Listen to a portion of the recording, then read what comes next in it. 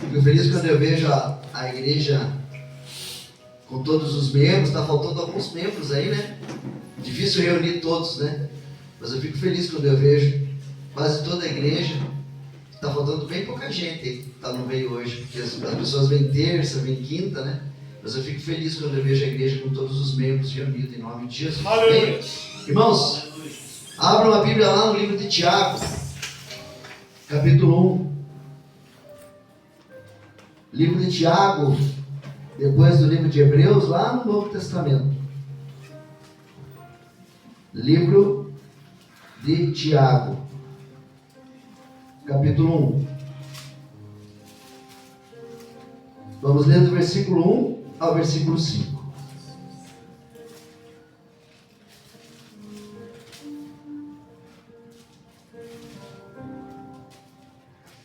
Tiago, capítulo 1. Tiago era irmão de Jesus. Um dos irmãos de Jesus. Jesus tinha 4 irmãos e tinha irmãs. E Tiago era um dos irmãos de Jesus. Tiago, capítulo 1. Todos acharam? Está escrito assim: Tiago, servo de Deus e do Senhor Jesus Cristo, as 12 tribos que andam dispersas, saúde. Meus irmãos, tende grande gozo quando cairdes em várias tentações, sabendo que a prova da fé opera a paciência. Tenha, porém, a paciência a sua obra perfeita, para que sejais perfeitos e completos, sem faltar em coisa alguma. E se algum de vós tem falta de sabedoria, peça a Deus, que a todos dá liberalmente, e o não lança em rosto, e ser-lhe-á dada.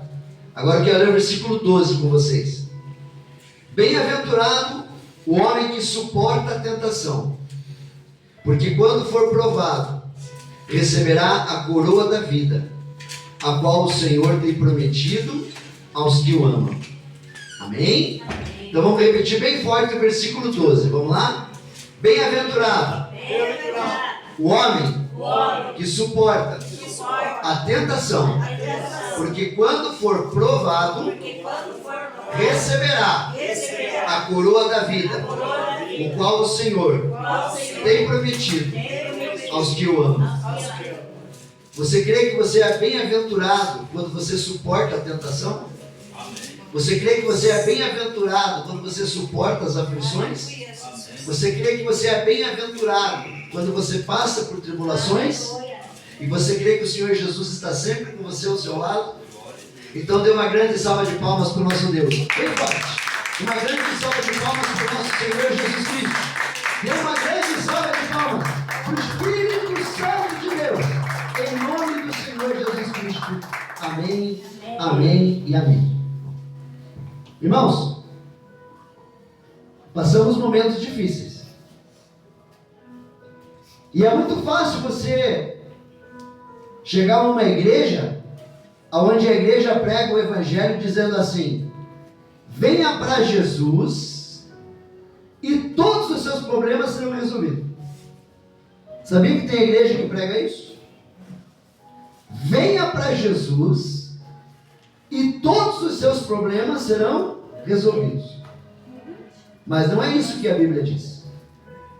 A Bíblia não ensina isso. A Bíblia ensina que bem-aventurado é aquele que suporta a tentação, aquele que suporta o problema, aquele que suporta a aflição, aquele que suporta a tribulação, porque ele receberá a coroa da vida. Então você tem direito a 5 coroas no céu, mas a coroa da vida você só vai receber se você suportar a tentação.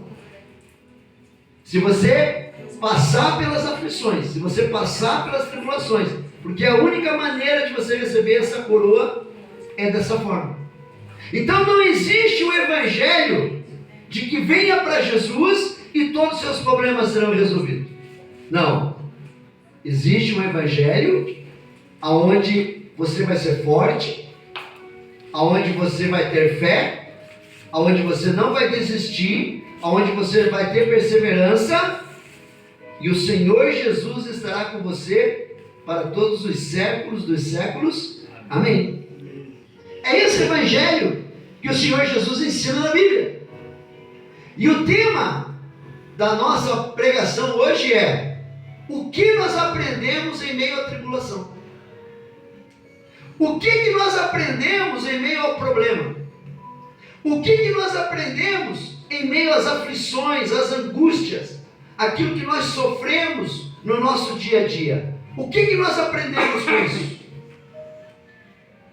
Vocês sabiam que uma das maiores lições da vida nós podemos aprender quando nós passamos por tribulações?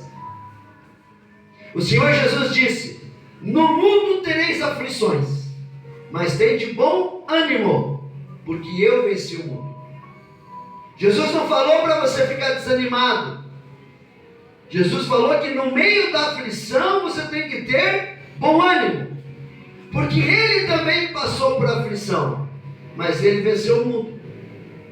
E assim como Jesus venceu o mundo, pode ter certeza que essa tempestade que você está passando vai ter fim. Eu creio, aleluia. A tempestade não dura para sempre. Verdade. Uma hora ela para. Glória a Deus. Algumas pessoas chamam aflições de lutas, outras de provações, outros de tribulações, outros de adversidades. E algumas pessoas dizem que aflições são problemas.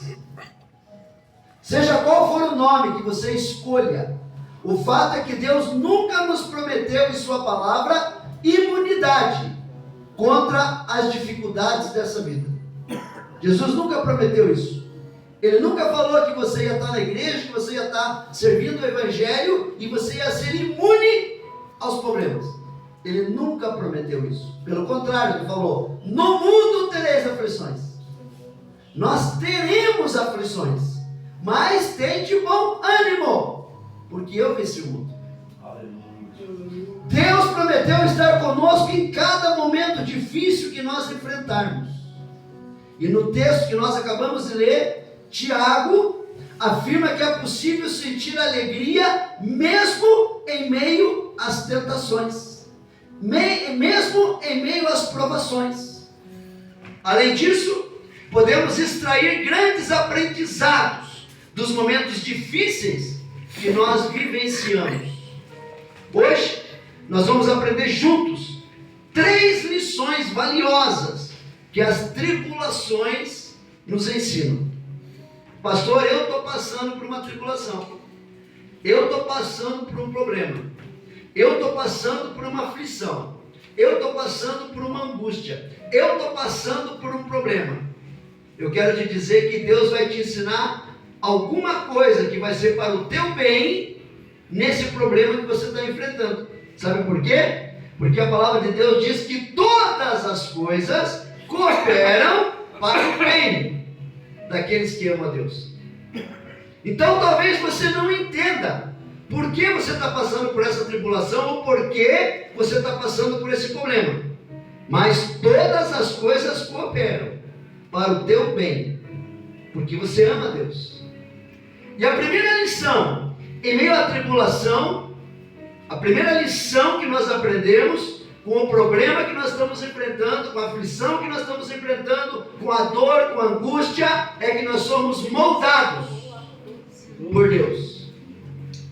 A tribulação desenvolve nosso crescimento espiritual.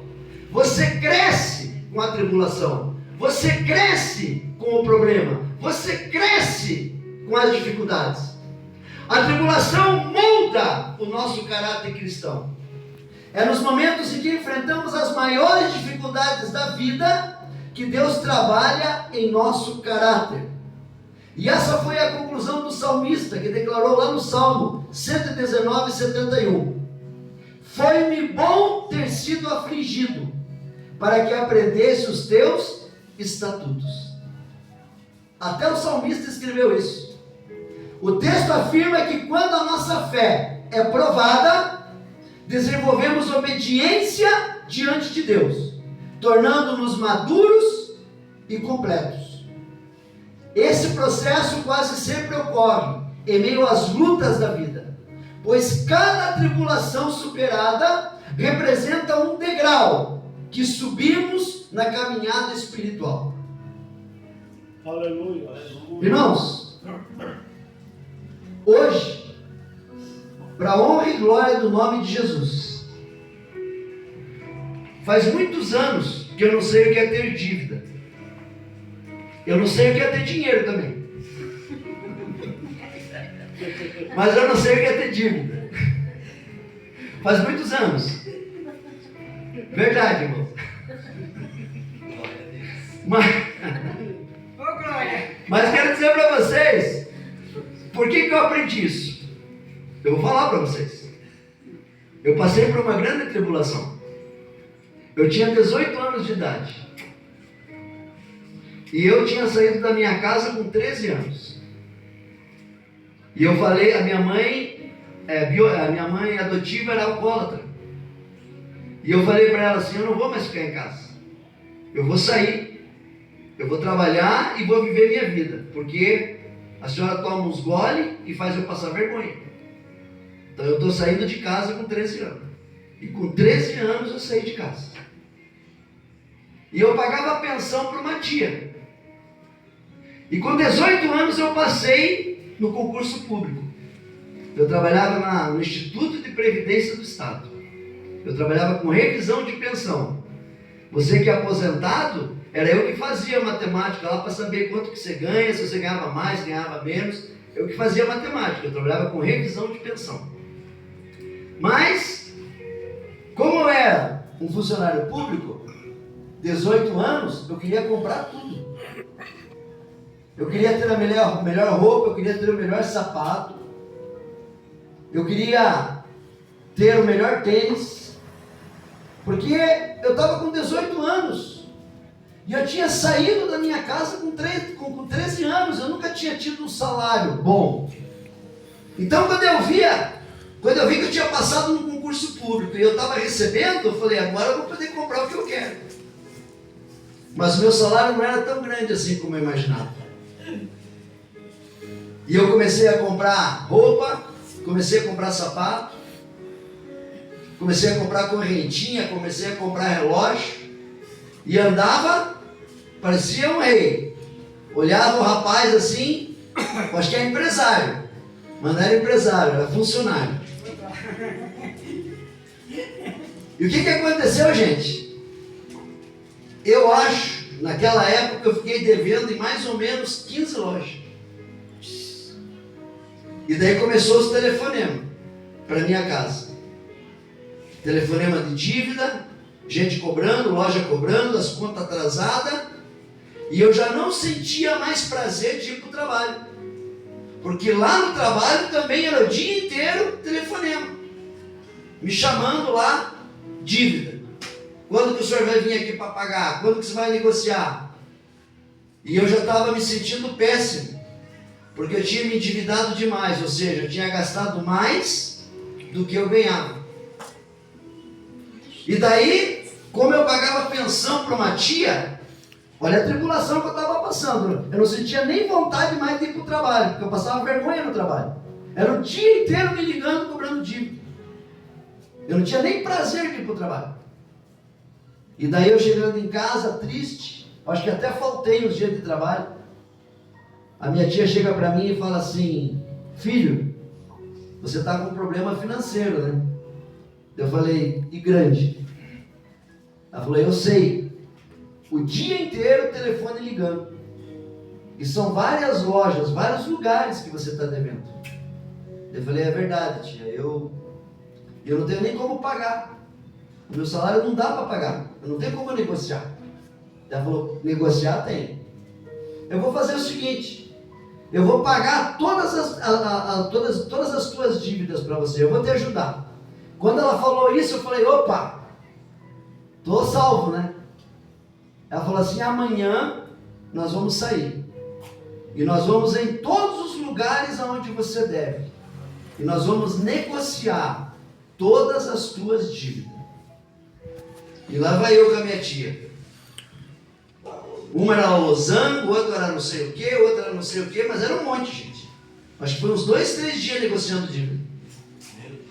Quando eu negociei as minhas dívidas, minha tia falou assim: agora você vai fazer o seguinte, agora você vai dar o teu salário na minha mão, porque fui eu que dei a palavra que você vai pagar. Você vai receber e vai dar o salário na minha mão, e eu vou pagar as tuas contas, e se não sobrar nada, pelo menos as tuas contas você vai pagar. Irmão, você sabe quantos anos eu fiquei pagando dívida? 36 meses. Ela negociou minhas dívidas em 3 anos. Durante 3 anos, eu pegava o meu salário, dava na mão dela, ela pagava as contas.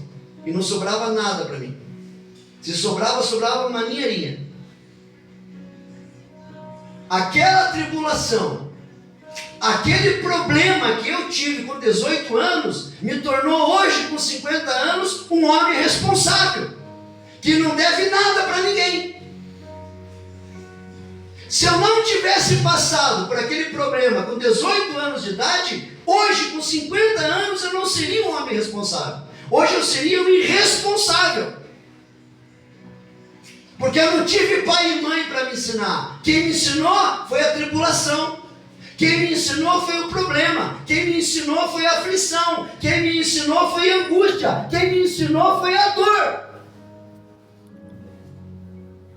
Por isso que eu digo para você, por isso que a palavra de Deus fala, que a tribulação te ensina, a tribulação faz você crescer, a tribulação faz você desenvolver, a tribulação, o problema faz você se tornar uma pessoa melhor. Mas para isso você precisa reconhecer o teu erro, reconhecer que você errou, reconhecer que você precisa consertar o erro. Porque problema todo mundo tem. Errar todo mundo erra. O problema é você não consertar o teu erro. O problema é você procrastinar o teu erro. Eu vou deixar para amanhã. Amanhã eu resolvo. Amanhã eu resolvo. Amanhã eu resolvo. Amanhã eu resolvo. E nunca resolve. Você tem que resolver hoje. Porque esse problema que você está enfrentando, essa angústia que você está enfrentando, é para o teu crescimento. É para você melhorar, assim como eu melhorei. E faz muitos anos que eu não sei o que é ter dívida. Muitos anos. Porque eu aprendi com a dor, com a vergonha das pessoas me ligando todos os dias e me cobrando. Eu aprendi com a vergonha. Então, irmãos, nem sempre a tribulação é ruim. Às vezes a tribulação é bom. Às vezes o problema é bom, a aflição é boa, porque vai te tornar uma pessoa melhor. Então, a primeira lição que nós aprendemos com a tribulação, com o problema, é que nós somos moldados por Deus. Eu fui moldado por Deus. Eu me tornei uma pessoa responsável na área financeira. A tribulação que eu passei desenvolveu em mim um crescimento espiritual. E a segunda coisa que nós aprendemos é que a tribulação nos leva a depender de Deus. O rei Davi é lembrado por todos nós como um homem segundo o coração de Deus.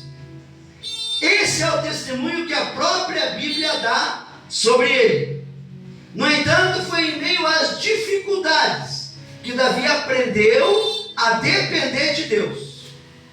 De fato, a tribulação nos torna mais quebrantados diante do Senhor.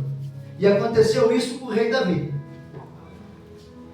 Primeiro, a tribulação, o problema, a aflição nos faz a gente ser moldados. E, em segundo lugar, a tribulação, o problema, a aflição faz a gente depender de Deus. Porque a gente acha que a gente é o bom. Porque a gente acha que a gente é o melhor. Porque a gente acha que a gente resolve todos os problemas com a força dos nossos braços. E nós não conseguimos fazer isso se nós não dependermos de Deus. Irmãos, olha que sério isso. Nos 10 mandamentos nós vamos encontrar 3 pecados que o rei Davi cometeu. Nos 10 mandamentos está escrito: não adulterarás. Nos 10 mandamentos está escrito: não cobiçarás a mulher do teu próximo. E nos 10 mandamentos está escrito: não matarás. O rei Davi cometeu os 3 pecados dos 10 mandamentos. Porque o rei Davi cobiçou Batseba, ele estava numa torre e começou a cobiçar a mulher de um dos seus soldados, de um dos seus generais, que estava se banhando. E ele queria de qualquer forma aquela mulher casada. Estava cobiçando uma mulher casada. E o que aconteceu? Davi trouxe aquela mulher para os braços dela. Davi se deitou com Batseba. E Batseba ficou grávida de Davi. Quando o rei Davi viu que Batseba estava grávida, sabe o que ele falou? Ei, chama teu marido e fala para ele se deitar com você, para que ele pense que ele é o pai. Mas Urias estava tão cansado que ele se deitou e apagou. Quando Davi viu que Urias não se deitou com Batseba, sabe o que ele fez? Ele foi para o segundo plano. Ele chegou para Joabe, que era um dos generais, e falou: coloca Urias, o marido de Batseba, na frente da batalha, no lugar onde ele vai ser morto.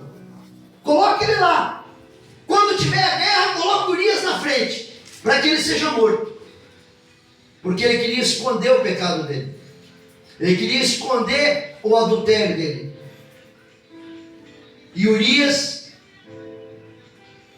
o marido de Batseba, obedeceu Joabe, obedeceu o rei e foi direto para a morte dele. E realmente Urias morreu. E então Davi cometeu 3 pecados. Davi cometeu o pecado de adultério, porque nos 10 mandamentos está escrito: não adulterarás. Davi cometeu o pecado de cobiçar a mulher do próximo, porque nos 10 mandamentos está escrito: não cobiçarás a mulher do teu próximo, nem nada do que é do teu próximo. E nos 10 mandamentos está escrito: não matarás. Davi cometeu os 3 pecados. Mas Deus, ele é tão misericordioso que viu que Davi se arrependeu. E quando Davi se arrependeu, Davi se tornou um homem segundo o coração de Deus. Mesmo adulterando, mesmo matando e mesmo cobiçando a mulher do próximo. Moisés também matou um egípcio. E a Bíblia diz que Moisés foi o maior profeta da Bíblia. Abraão errou. Abraão escutou a sua esposa, Sara, e se deitou com Agar. E teve um grande problema por ter escutado a esposa dele e não ter obedecido a Deus. Porque Deus falou: você vai ter um filho da promessa. E não é com Agar, é com Sara. E ele não soube esperar. E foi lá e se deitou com a serva, com Agar. E teve um filho que não era para ter tido. Teve Ismael, mas era para ter Isaac, que era o filho da promessa. E quantos homens da Bíblia a gente viu errar? Mas todos eles foram perdoados porque tiveram um arrependimento. Ah, pastor, então quer dizer que se eu me arrepender, eu estou bem com Deus? Beleza. Mas se você não mudar de vida, porque arrependimento não é você chegar para Deus e dizer: Senhor, eu peço perdão. Arrependimento é dizer: Senhor, eu peço perdão e eu não vou mais fazer isso. Ou você pensa que Deus é bobo, que Deus é trouxa, que você pede perdão e continua fazendo o mesmo pecado, e você acha que Deus vai levar você para o céu. Ah, mas Deus tem misericórdia. Deus é amor. E realmente é. Você é livre. Você é livre para fumar. Você é livre para beber. Você é livre para fornicar. Você é livre para adulterar. Você é livre para usar droga. Você é livre para fazer o que você quiser. Você não só é livre para ir para o céu. Aí você é escravo do diabo. Você pode fazer tudo. Você só não pode ir para o céu. Para o céu você não pode. Porque arrependimento é mudança de vida. Arrependimento é mudança de caráter. Arrependimento é mudança de comportamento. Arrependimento é mudança de maus hábitos. Arrependimento é mudança total. É uma conversão. Você andava para a direita e começa a andar para a esquerda. Conversão. Novo nascimento. Por isso que Davi se tornou um homem segundo o coração de Deus. Porque Davi se arrependeu e não cometeu mais o mesmo pecado. Então de nada adianta você achar que você fica enganando Deus. Ah, eu peço perdão, me arrependo e está tudo bem. Arrependimento não é pedir perdão. Arrependimento é mudar de vida. Isso é arrependimento, mudar de vida. Se você nunca mudou de vida, então você nunca se arrependeu. Se você nunca mudou de comportamento, então você nunca nasceu de novo. E se você não nascer de novo, você não vai entrar no céu. E Jesus está voltando. E se Jesus não voltar, nós vamos encontrar com Ele. E nós sabemos de pessoa que morre dormindo. E nós sabemos de pessoas que morrem com ataque cardíaco. Nós sabemos de pessoas que morrem de morte súbita. Imaginou você morrer desse jeito em adultério? Ah não, mas é só essa noite, Deus. E nessa noite você morre. Você vai acordar lá no inferno. É lá que você vai acordar. Irmão, não brinca com a tua salvação. Não brinca com a tua alma. Não brinca.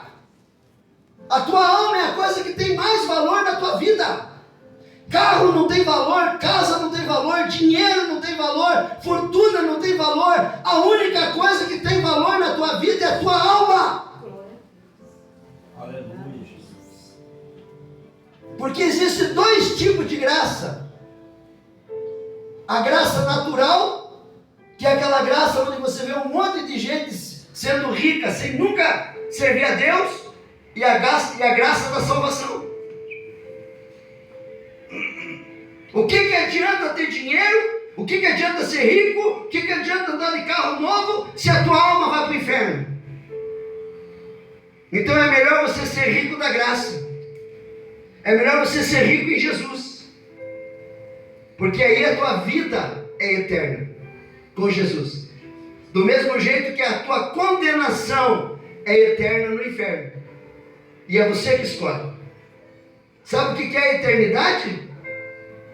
É você contar 1 dia, 2 dias, 3 dias, 1 ano, 2 anos, 10 anos, 100 anos, um século. Eternidade é você saber que você nunca vai sair do inferno. E não adianta contar os dias, porque você nunca vai sair de lá. Do mesmo jeito que a vida é eterna, você nunca vai sair mais dos braços de Jesus. Aleluia, Jesus. Então o que está tendo valor para a tua alma? Porque o problema que você está enfrentando hoje, a aflição que você está enfrentando hoje, a dor que você está enfrentando hoje está te moldando, está fazendo você crescer. A dor que você está passando hoje está fazendo você depender de Deus. E a terceira coisa que nós aprendemos com a tribulação é que a tribulação nos leva para mais perto de Deus. A história de Jó é ao mesmo tempo desafiadora e inspiradora. Antes de ser afligido pela tribulação, pela doença da lepra, Jó apenas ouvira falar de Deus. mas depois que conheceu verdadeiramente, pôde contemplá-lo. É em meio à tribulação que nós nos aproximamos de Deus. É em meio à tribulação que nós contemplamos a glória de Deus. É em meio à tribulação que nós vemos o seu agir em nossas vidas. Eu quero dizer uma coisa para vocês. Sabe o que é o diabo? O diabo, ele é um cachorro amarrado numa corrente. E Deus solta aquela corrente só até onde Ele quer. Mas Deus permite que a corrente do diabo seja longa para você voltar para Deus. Às vezes você precisa levar umas cutucadas, porque senão você não volta. Deus permite que o diabo às vezes faça algumas coisas na tua vida para você aprender. Do mesmo jeito que eu aprendi. Do mesmo jeito que a minha tia falou para mim: filho, você não tem irmão. Você não tem irmã. Você vai ter que aprender a administrar o teu dinheiro. Você vai ter que aprender a administrar a tua vida. Porque você não tem irmão, você não tem irmã. Não vai ter alguém para te ajudar lá na frente. Você não tem família. Vocês não sabem o que é a vida de não ter irmão nem irmã. Glória a Deus que eu nunca precisei. Tenho Deus. Mas se eu precisasse de um irmão, de uma irmã, eu não tenho. Eu sou filho único. A minha tia estava me aconselhando: eu não vou pagar as tuas dívidas. Quem vai pagar é você. Porque você tem que aprender a ser responsável. Porque mais tarde não vai ter ninguém para te ajudar. Mais tarde você vai ficar velho e não conte que os teus filhos vão te ajudar. Irmão, presta atenção no que eu estou falando para você. Sabe quem é a pessoa que mais você tem que amar dentro de casa? A tua esposa. Quem você mais tem que amar dentro de casa é o teu marido. Porque filho não vai cuidar de você. Quem vai cuidar de você é o marido. Quem vai cuidar de você é a esposa. É ele que vai cuidar. Porque o amor do marido e o amor da esposa é o amor incondicional. Não tem sangue. O filho tem sangue para gostar da mãe. A mãe tem sangue para gostar do filho. Mas o marido não tem sangue para amar a esposa. A esposa não tem sangue para amar o marido. É um amor verdadeiro. Eu cuido do meu marido mesmo que esteja acamado. Eu cuido da minha esposa mesmo que esteja acamada. Nunca troque o teu esposo e a tua esposa pelos teus filhos. Porque filho te abandona. Alguns não. Alguns não. Tem muitos filhos que ajudam. Mas a maioria abandona. Agora a esposa e esposo nunca vai te abandonar.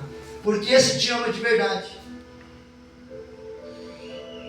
Então, se você está passando por um problema, se você está passando por uma tribulação, se você está passando por uma dor, veja isso pelo lado positivo. Deus está permitindo isso para você aprender. Porque se você não aprendeu quando você era novo, se você não aprendeu quando você era velho, então você vai, quando você era adolescente, então você vai aprender agora que você é velho. Porque você não quis escutar Deus. Quantas vezes Deus falou com você quando você era novo? Quantas vezes Deus falou com você quando você era nova? Mas você nunca quis escutar Deus. E agora você vai ter que escutar depois de velho. Porque é só assim que Deus faz com que a gente venha para perto dele. E uma exortação, do jeito que eu estou fazendo com vocês aqui, uma palavra de exortação, não é para fazer vocês ir para fora da igreja. A palavra de exortação é para fazer vocês virem para mais perto de Deus. É para isso que é a palavra de exortação. A palavra de Deus não é para te condenar. A palavra de Deus é para te salvar. É para melhorar, é para você crescer, é para você amadurecer. Porque tem coisas na tua vida que Deus quer mudar, mas você não quer mudar. Você é coração de pedra, não é coração de carne. E não tem como mudar um coração de pedra. E não existe arrependimento sem mudança de vida. Davi cometeu 3 pecados do 10 mandamentos. Mas ainda a Bíblia chama ele um homem segundo o coração de Deus. Porque Davi se arrependeu e Davi mudou de vida. Moisés se arrependeu e Moisés mudou de vida. Abraão se arrependeu e Abraão mudou de vida. Pedro negou Jesus, mas Pedro mudou de vida. Judas não.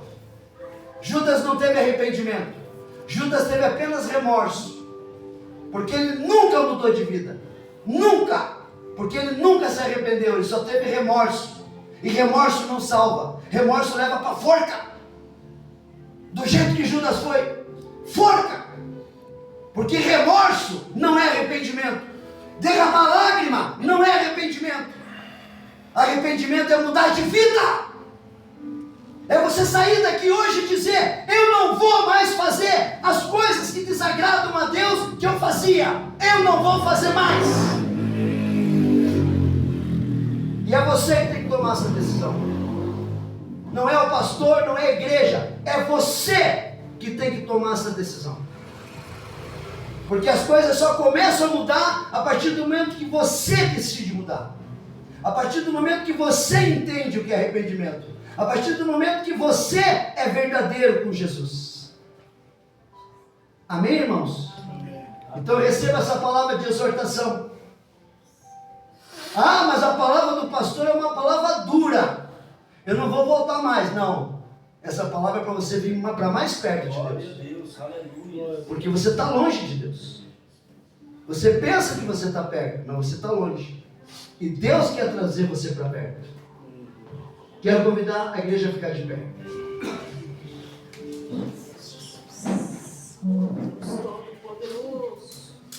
Irmãos, precisamos ser pacientes na tribulação. Porque se Deus permite que passemos pelas aflições, Ele quer nos ensinar algo para nós. Deus não permite provações em nossas vidas que nós não possamos suportar. Se você está passando por um tempo de lutas, permaneça firme. Aproveite os aprendizados que os momentos difíceis podem trazer. E não se esqueça, se Deus tem permitido tribulações em sua vida, é porque Ele acredita na sua capacidade de vencê-las. Você precisa lembrar sempre: Jesus te ama e sempre te sustentará nos momentos difíceis. Nos momentos de luta, nós não devemos perguntar por que estamos passando por isso. Mas nos momentos de luta nós devemos perguntar: o que Deus quer me ensinar com isso que eu estou passando? Então receba o aprendizado de Deus. Porque a tribulação, primeiro, vai moldar você. Em segundo, a tribulação vai fazer você depender de Deus. E em terceiro lugar, a tribulação vai fazer você vir para mais perto de Deus. Faça desse louvor uma oração e depois nós vamos estar orando em nome de Jesus.